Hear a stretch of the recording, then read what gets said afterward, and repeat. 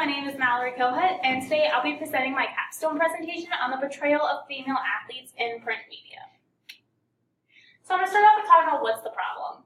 So today the mass media has become one of the most dominant forces in shaping the values and attitudes towards female athletes, and there are a number of studies out there that discuss the underrepresentation of female athletes in newspapers, magazines, and television, and this underrepresentation of female athletes leaves people feeling that female athletes are missing in the sports world. And it's important to look at this topic because the media depicts who and who isn't admired, and it's important to look at the quality of the image so that the media portrays them as female athletes and not as females or based on their looks or their body. So for my study, I will be specifically looking at the female portrayal of athletes in print media. So in my previous literature, there were three variables that I found, and those were Title IX, stereotypes, and objectification. So Title IX was a bill that was passed in 1972 that allowed female athletes to participate in sports fully. It gave them the resources as well as the equal opportunities as men. And according to Daniels and Martina 2011, 1 in 27 girls participate in high school sports, whereas today the number is 1 in 2.5. And also, according to Kane 1988, 1.8 million girls participated in interscholastic sports, whereas before the bill was passed, it was only 300,000. And Daniels and Martina 2011 looked at objectification theory, which states that Western culture frequently objectifies the female body.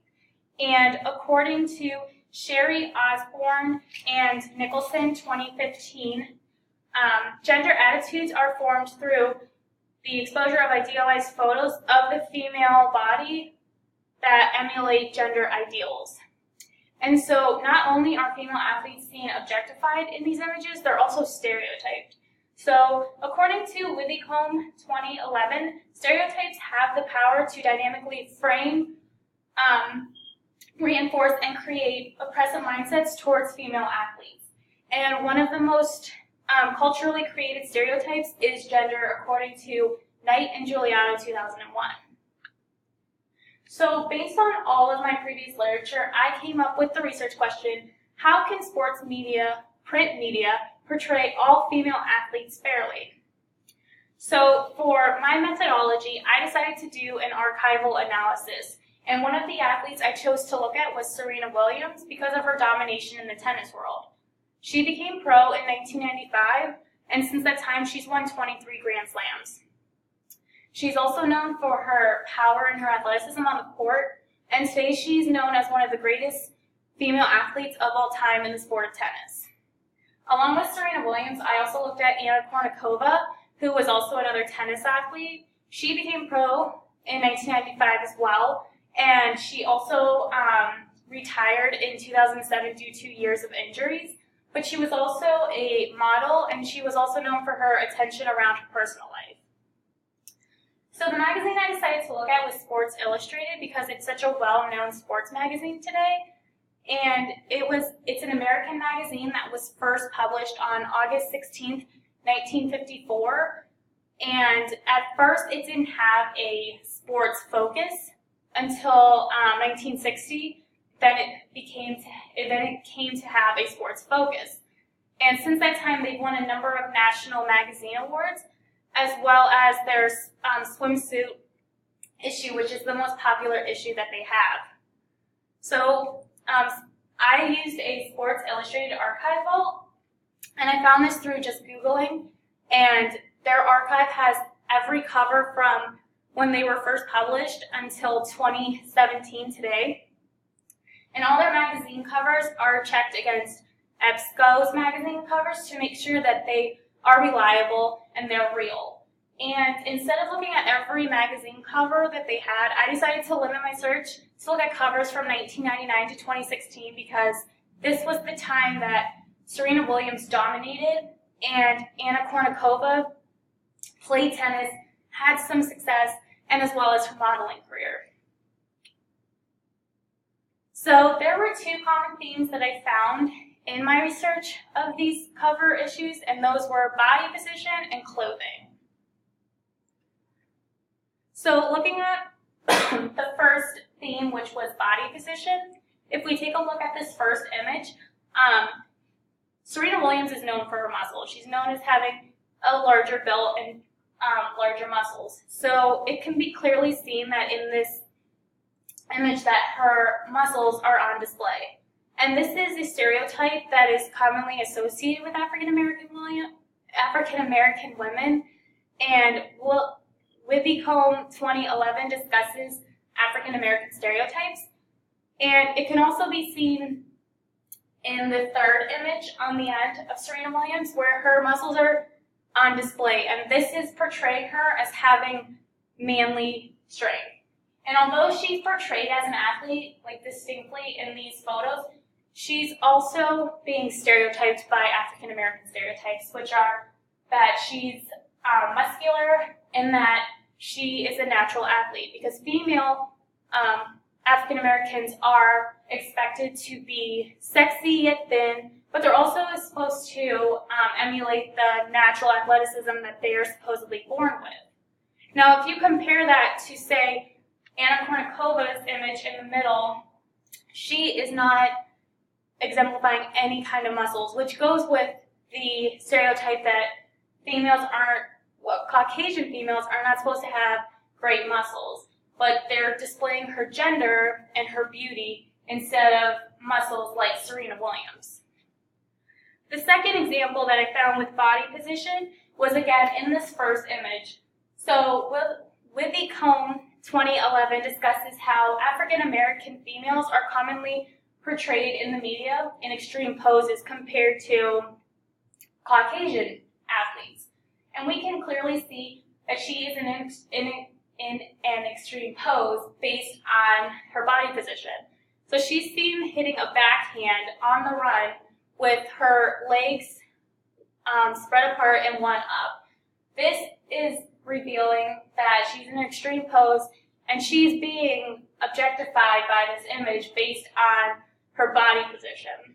Now, if you take, say, this, again, second image, Anna Kournikova is seen in a passive position, not in any extreme way, just laying down in a passive position, just displaying, again, her beauty and her gender.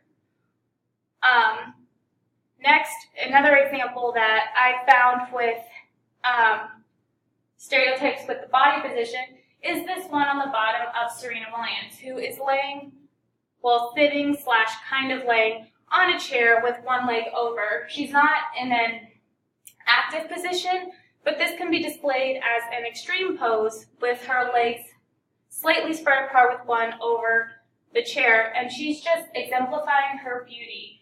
Now that one and the one of Anna Kournikova on the top are just displaying the fact that they're females and that they're beautiful. They're not showing anything about their athleticism or their abilities or achievements on the court. So it can be seen that females athletes are displayed first as females in this bottom right one of Serena, this top one of Anna Kournikova, and even this one right here of Anna Kournikova, just displaying their beauty and their femaleness rather than anything about their athleticism or their ability as a female athlete.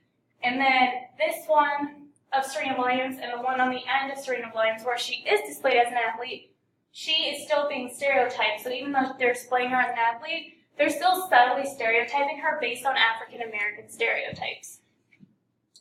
Looking at the examples of objectification, it can clearly be seen here that Anna Kournikova is being sexually objectified based on her semi-nude photo. So this photo displays nothing about her tennis abilities or any of the achievements that she gained in her tennis career, as well as the one again on the bottom of Serena Williams, just displaying the fact that to some who are in the tennis world, she is the queen of the court. But again, if you're not a fan of tennis, you would never know that based on that image, because she's just displaying the fact that she's a female, that she's beautiful, and nothing about her athletic abilities or achievements. And then The next common theme that I found was, again, the clothing. So this is distinctly seen in the bottom two pictures. So here we have Anna Kournikova with barely any clothing, holding her bathing suit top and displaying the fact that she's a sexual being, emphasizing her sexual characteristics, compared to, say, Serena, who does have clothing on, but it's a lace leotard. She's wearing black pumps. So again, she's being sexually objectified in this photo, and she's not displaying anything about her athletic ability based on her clothing. So that these are two themes that I found examples of based on how the media depicted them in these images. So in my study, there were two limitations that I had. The first was my bias. Going into this, I had the mindset that I was going to see athletes being sexually objectified based on their body, probably some nude pictures. I didn't have an open mind that the media might be changing. They might be portraying females as athletes and not as females. So that was one limitation that I had.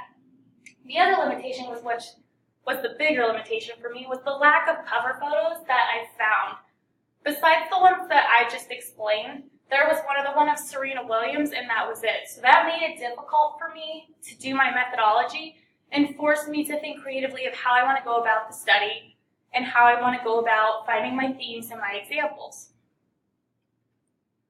So some of the takeaways that I found in my study were that there is, again, a lack of cover images. It was clearly seen in my research that men dominated the covers. I mean, there was hardly anything of females, hardly anything of anybody other than Serena for them. The ones that were of Serena were very limited. It just made it very difficult to conduct the research. And it also was displayed that based on how there was such a lack of females in the covers, that just shows that the media thinks that men are superior to women and they're the ones who should be admired over females, which again undermines all the success that female athletes like Serena Williams has had. She's had 23 Grand Slams, which is the most a female tennis player has ever had, and they weren't displaying that in several of the images. So that is my presentation for today. Thank you for listening.